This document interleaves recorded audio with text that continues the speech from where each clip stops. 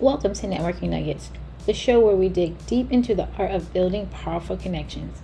I'm your host, Janaya Hernandez, and each episode we bring you inspiring stories, practical tips, and expert advice from industry leaders and networking pros. Whether you're a seasoned professional or starting your career, this is the place to discover how to leverage networking and mentorship to fuel your success. Get ready to unlock the secrets of effective networking, develop meaningful relationships, and cultivate a community that empowers you. So grab your favorite drink, settle in, and let's dive into today's episode of Networking Nuggets. Wait. Remember, in a world of networking, it's all about practical advice for powerful networks. Hello, everyone, and welcome to another episode of Networking Nuggets. I'm your host, Janaya Hernandez, and today we are getting into it. So if you're an early careerist, mid-careerist, student, please grab your coffee, whichever you drink, your Celsius drink, get a chair, because we're exploring in the topic today of networking through student engagement and building bridges early in your career. I'm super excited to welcome today's guests, Dr. Tonya Coleman and Tashania Garner, co-CEOs of EDUC2 Consultants. And ladies, I want you to fully introduce yourself and please let us know what your business and what your daytime job is. Take it away.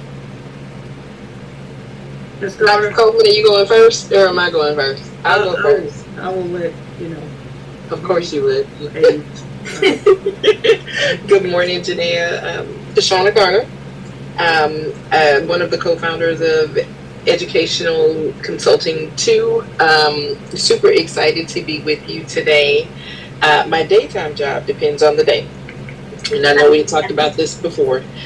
Today, as the kids show says, I am actually acting in my role as the Director of Student Wellbeing and Support, where I am over our Student Health Center, counseling services and accessibility services at a small rural institution in the good old state of Georgia.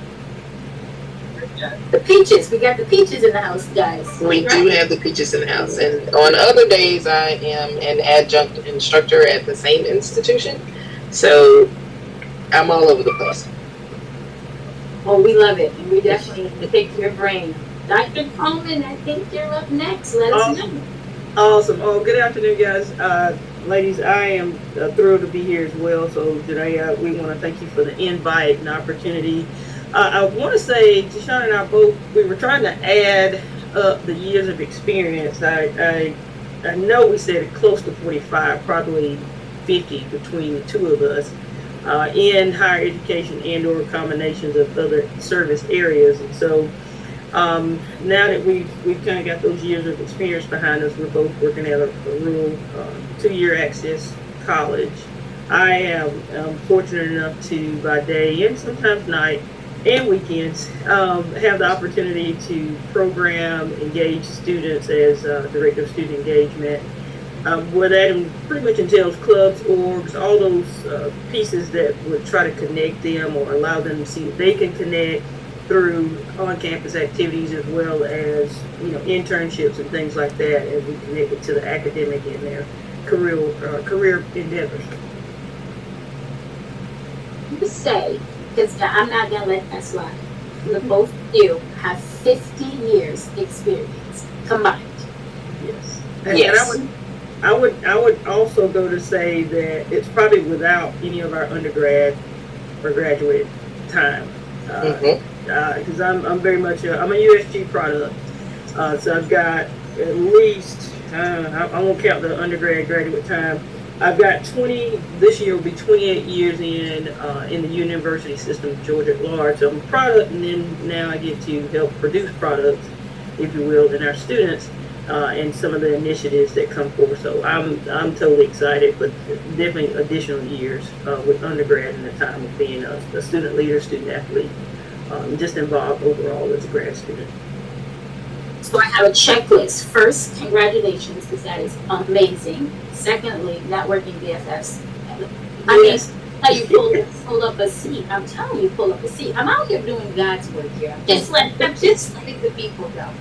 50 years is amazing. So we are going to pick everything that we can from you in this short amount of time. And I already know it's probably going to be segment, like a series 2, 3, 4, and 5.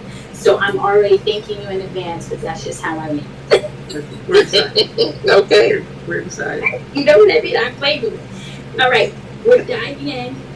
I mean, in your role working so closely with students, how do you define the value of networking, especially early in one's academic or professional journey? And that question is for both. I don't think that you can put a true value on it, just because there are so many different aspects that are tied to networking, and that's both personal and professional.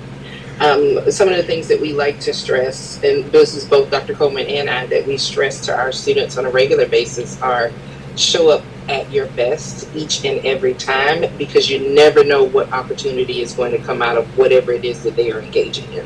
Whether or not it's going to class, going into an event on campus, going to a campus or an off-campus event that we are sponsoring or taking part in the community, there's so many different opportunities that students can take part in that they may not only glean information from, they can make connections for employment both while they're still here at the institution and once they graduate. We have a number of students that have graduated from our institution that have gone on to have lucrative careers, and they were able to make connections as students because of the opportunities they had with networking.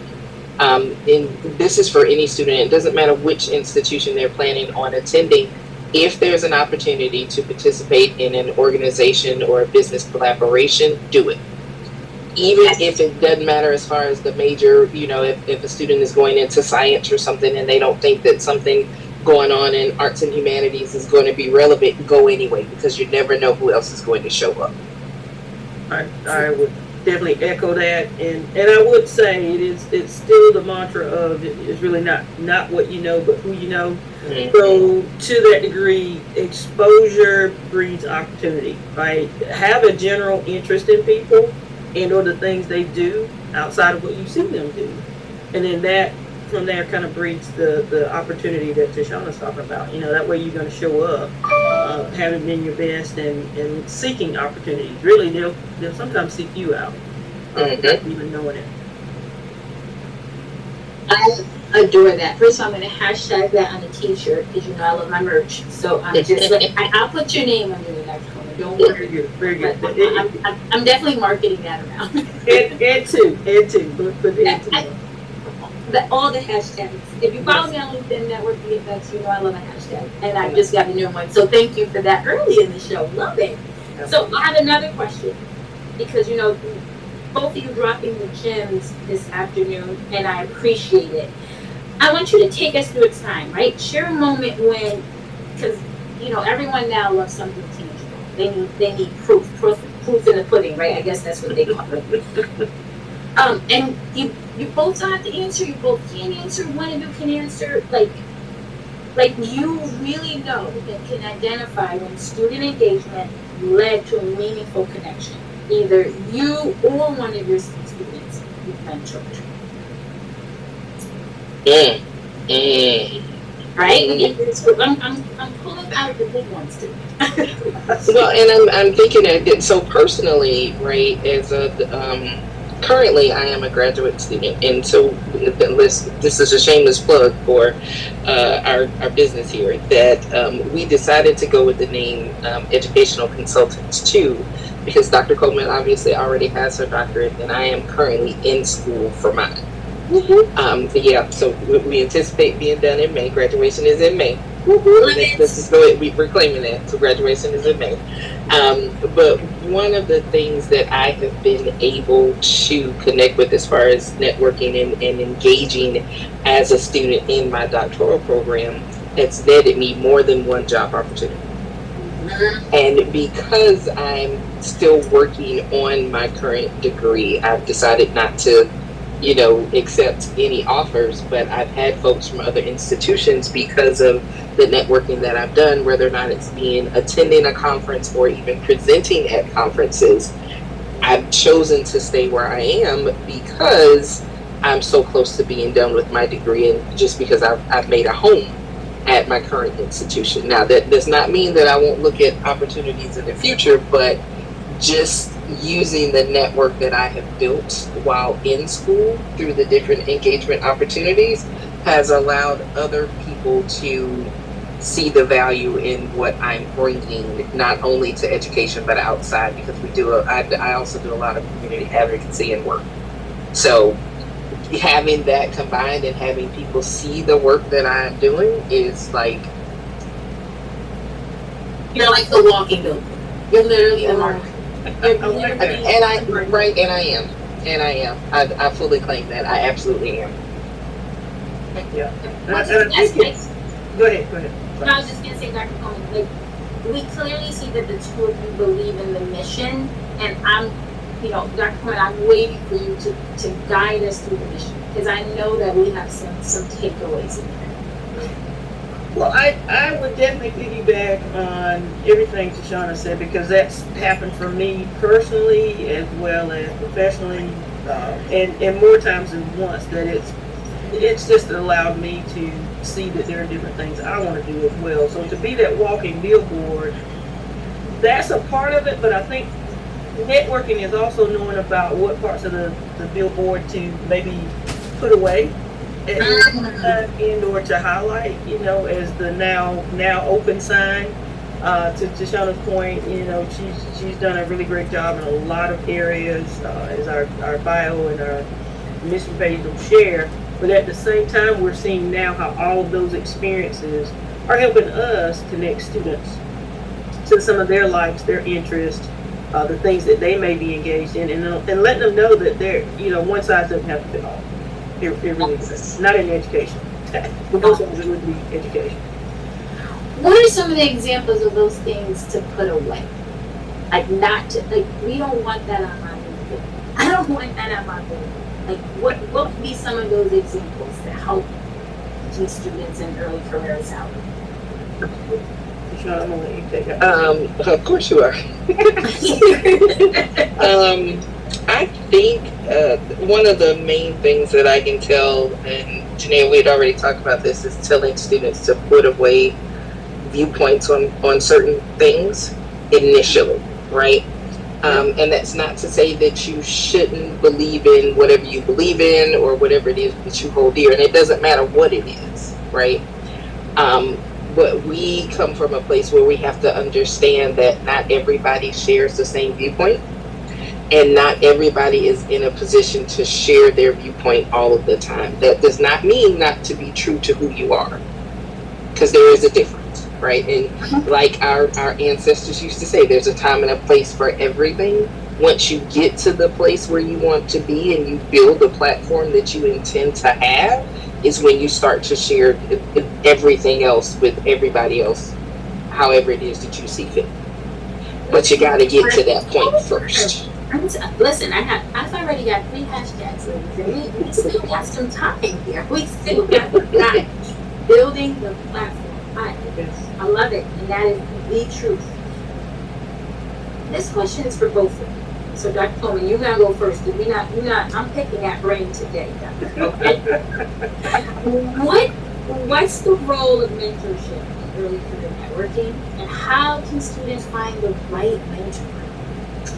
I'm going to probably go old school on this one. I'm going to say it's very much like a stabilizer, right? It's the notion of, for those that have had kids, it's the notion of the walker, the one that you put the kid in and let them bounce around, get the agility and, the mindset of what their legs can do. And then from there, they're able to stand up, take a few steps. They might sit back down because, I was going too fast. Or, I ran into something. So that walker has a support to it, but it also has boundaries to it. So I think that's what mentorship is for me, and how I've seen it and or how I've experienced it. So sometimes mentorship is allowing a person or sharing with a person that might not be your thing of interest, even though you have actually desire to go down that line as in the major, right, as that field. Or if it's not that specific thing, let's now look at other things you can do from there. So again, I think it's mentorship for me is going to be not allowing you, well, I'm saying allowing, but not really just sharing that straight path. I think it's all paths to anything in any capacity that a person might have. I knew we were getting into 2.0. I knew we were going to. I just very early on in the conversation that there definitely is going to be a follow-up. But you're not leaving me yet, because now comes it's a favorite, it's an audience favorite, where we do something called toolbox or trash, right? So I did a few items: networking tools, career development tools, and you're going to tell me, right? You're going to let not just me, but you're going to let the audience, my networking BFFs. That's what I call my listeners, because this is family. We're here to guide, right? Right? And you're going to let which ones are we keeping, and which ones are we like, Janaya, now cut it out, get rid of that, put that in the trash, and let us know why. You ready? Okay. You down to play? All right. Now, I heard Dr. Coleman say old school, and this one to me is a little old school for me, dear to my heart. But with technology and all the waves, right? Everything is different now. What do we think about handwritten thank you notes? Toolbox. Yes, keep it. Yes, without a doubt, toolbox. Put it in your toolbox. Because not everybody still does them or writes them, and it doesn't matter if it's a thank you note, if it's a personalized handwritten introduction, whatever it is. Most people have gotten to be really tech savvy, obviously, and it's so much easier and more convenient for people to use the technology than to add a little bit more personality. And I understand that you can change a font online, whether or not you're doing pages or Word document or whatever. There's nothing like getting something that's handwritten from someone that you've taken the time to have a conversation with, meet with, engage with in any capacity, because it shows that they went that extra mile in thinking about, hey, let me make sure that this connection was as meaningful for that person as it was for me. Warms my heart. I love the handwritten notes.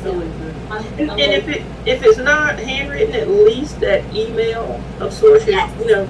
I'll say this. If a person's interviewing, we've got young students now. They just graduated, of course. So some of them are, hey, I'm interviewing for this job. Even when they pick up the phone to call you and give you insight as to what the job is, that to me is a little bit more of your personality that I can now talk about to that employer, or the person you're going to be looking to work for, to say that this person's fully engaged, they're fully looking to, and have a full game plan, I should say, as to how they plan to be an asset to your company or your organization. Warms my heart. There's still people out there that believe in the handwritten thank you note.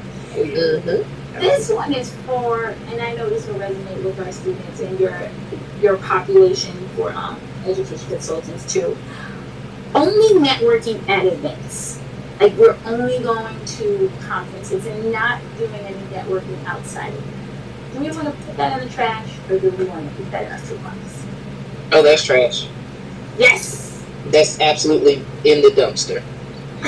Because there are so many other opportunities that students end up missing out on that like, you have to take every opportunity that's made available. Even if somebody says, hey, we're having this particular event, and you're like, I don't think that's really my speed. You never know, again, who else is going to be there and what you might glean from that. Because it might be that somebody's introducing software that's going to be relevant to your field, right? Or somebody's letting you know that a company is coming into the area and they're going to be looking for candidates for hire. And somebody's 6 months out from graduating, then is the time that students should be looking at making application for jobs. They know that you're going to be graduating. If they see something in you already, it's all but guaranteed that they're going to hold that position for you because they like what they see. So if you're not utilizing or maximizing the opportunity to network outside of campus events, then you're missing out on a whole lot. Yes. Dr. Coleman, I know you would. Yeah, to a fault, maybe like a 70-30%, but I think it's all in perspective as well. There's something about being able to know me as a person versus me as that professional that's trying to not be so transactional. So Okay. I would totally agree in the sense of, or in the context that was shared. Oh. All right, I love this spin on it. That's true. We keep some things, for just the events and networking and that kind of stuff. I got it. Truthfully, this age range now that's coming, they very much, in my mind, they are very categorized. This is what it should serve as. I'm here in this capacity, and it's almost like it's mental work for them otherwise, or emotional work for them otherwise. That's just my personal takeaway of it. Listen, you are the consultant. We're not going to disagree with the super. We're not going to do that. I will have to say that this has been very insightful conversations, right? Your work is empowering students, and you are creating purposeful engagement, and it is truly inspiring. And I know I can speak for many with this. Thank you. So please continue doing what you're doing. And I truly, truly, truly mean that. To all of our listeners, remember, networking doesn't start when you land a job. It starts when you show up with intention, curiosity, and willingness to learn. So thanks for tuning in to Networking Nuggets. If today's episode sparked any new ideas for you, please share it with your network. Leave us a review and connect with us online. Dr. Tonya and Tashania, please can you let the audience know how they can get in touch with you?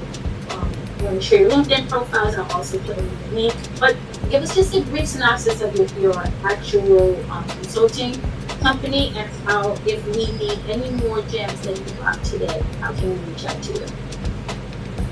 Go for it, Dr. C. Well, we're on Instagram at EDUC2 Consultants. There's also EDUC2 Consultants at Gmail, and then we've got a link that we can share for the webpage, Janaya here shortly. That's in the works. But definitely on LinkedIn under either of our names, Tonya Coleman and or Tashania Garner. Love it. All right, guys. Until next time, keep building bridges, stay curious, and remember, we're here to offer practical advice for powerful networks. Take care.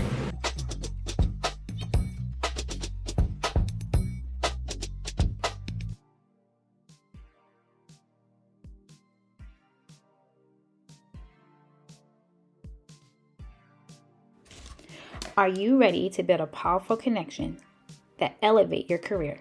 Welcome to Networking Nuggets, the podcast dedicated to providing you with practical advice for powerful networks. Join us as we explore the art and science of networking with insights from industry leaders and experts. Discover actionable tips that you can implement immediately to enhance your professional relationships. But that's not all. Dive deeper into the world of networking with my books, The Power of Connection, a mentee's guide to networking mastery, and From Connections to Growth, advancing your path to professional excellence. These guides are packed with strategies to help you master networking and turn connections into opportunities for growth. Tune in to Networking Nuggets for your weekly dose of networking wisdom. Whether you're just starting out or looking to refine your skills, we've got you covered. Subscribe now on your favorite podcast platform and take the first step towards building your powerful network today.